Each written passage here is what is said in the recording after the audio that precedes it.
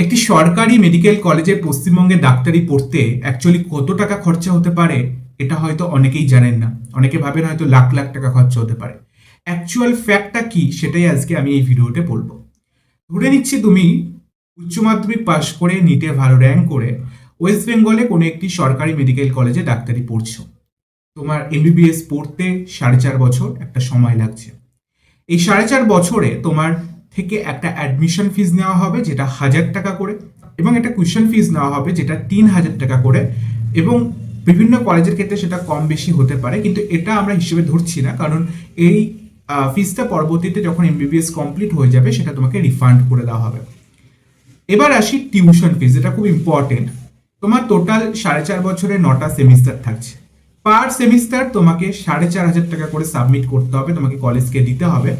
অর্থাৎ 9 × 4,500 মানে 40,500 টাকা তোমার খরচা হচ্ছে পুরো 4.5 বছরে এমবিবিএস পড়তে, টিউশন ফিস। এবার আসি বইয়ে। এটা ডিপেন্ড করছে পুরোপুরি তোমার উপর। তুমি চাইলে 1,00,000 টাকার বই কিনতে পারো, 1.5-2 লাখ টাকারও বই কিনতে পারো। আবার তুমি চাইলে তুমি বিভিন্ন ধরনের কম দামের বই যেগুলো পাওয়া যায় 1,500-2,000 টাকার, সেই ধরনের নতুন বই কিনতে পারো, বা পুরনো বই কিনলে আরও অর্ধেক দাম হয়ে যায়। সিনিয়রদের থেকে বই ধার করে পড়তে পারো, এবং লাইব্রেরিতে অবশ্যই তোমরা ভালো বই পাবে, সেখান থেকেও বই কালেক্ট করে পড়তে পারো।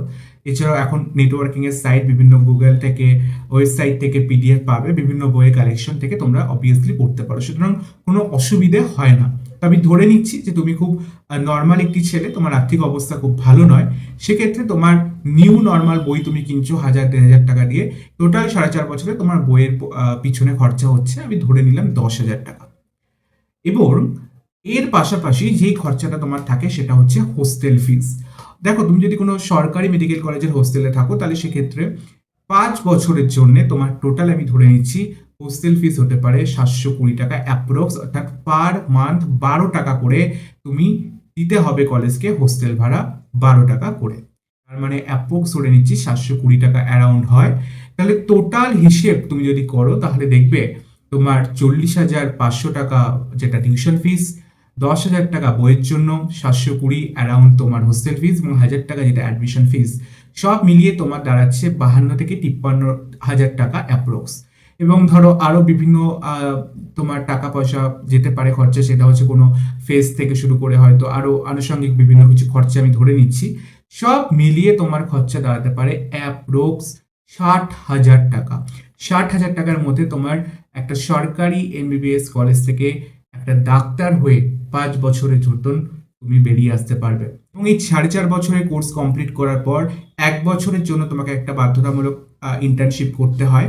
সেই ইন্টার্নশিপে সরকার তোমাকে কিন্তু বর্তমানে কলকাতা কেন্দ্রিক যত কলেজ আছে বা জেলার দিকে হয়তো কম বেশি হতে পারে, 40,000 টাকা করে কিন্তু একটা স্টাইপেন্ড তোমাকে দিচ্ছে। অর্থাৎ আমি যদি ধরে নিই তাহলে 1 বছরের জন্য তোমাকে সরকার দিচ্ছে প্রায় 4,80,000 টাকা।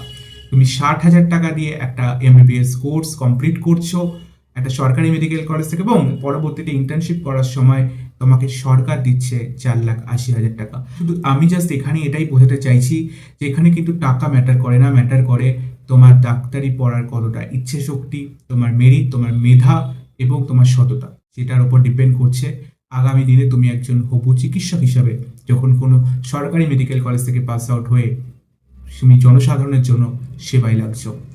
তাই পরবর্তীতে যারা ধরে নিচ্ছি আর্থিক দিক থেকে অনেক পিছিয়ে পড়েছে এবং তারা বড় স্বপ্ন দেখতে ভয় পাচ্ছে, তাই আজকের ভিডিওটা তাদের জন্য রইল যে কখনো আর্থিক পিছুটান তোমার স্বপ্নকে বাধা হয়ে দাঁড়াতে পারে না। নিজের স্বপ্ন নিজে জিতে নাও, লড়ে যাও, এবং বায়োনিউক্লিয়াস অবভিয়াসলি তোমাদের সাথে আছে। Thank you so much, and best of luck for your bright future.